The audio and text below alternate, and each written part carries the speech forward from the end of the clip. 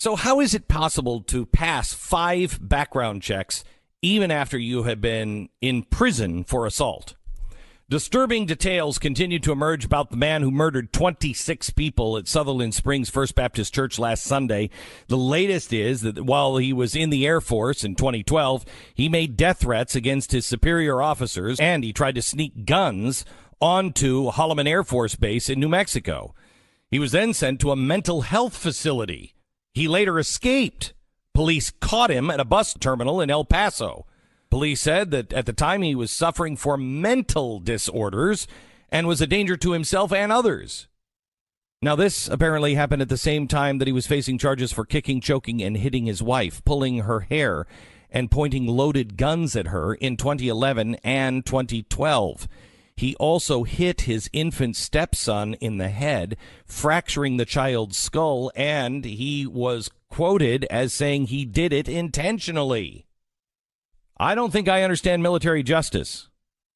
He was only sentenced to 1 year in a military prison for punching a baby alone? According to his court-martial documents, the assault was with a force likely to produce death or grievous bodily harm. Isn't that attempted murder? The Air Force admitted on Monday that his conviction was not entered into the National Criminal Information Center database. Someone was not doing their job.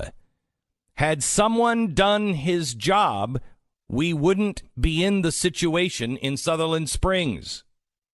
In the 2 years following his military prison term, he was also investigated twice for sexual assault and rape, although no charges were ever filed. Despite all of that, he still passed at least 5 background checks after his assault conviction because somebody didn't do their job. He got one to work at a grocery store. And then he passed another one, 2 more in 2016 and 2017. He purchased guns at Academy Sports. And then 2 more within the last 4 months to get a security job at a water park and an RV resort. So who's doing these background checks? This isn't like applying for a library card. He was getting full-time jobs.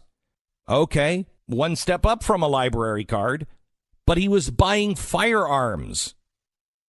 What's going on? When we have a background check law in place that completely fails, it only emboldens the left to try to pass more laws.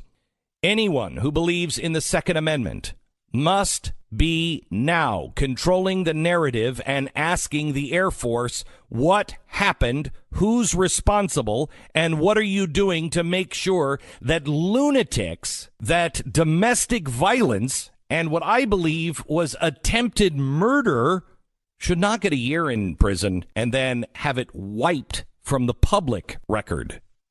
America needs to get its act together with the laws we already have in place, or we will lose more of our freedoms.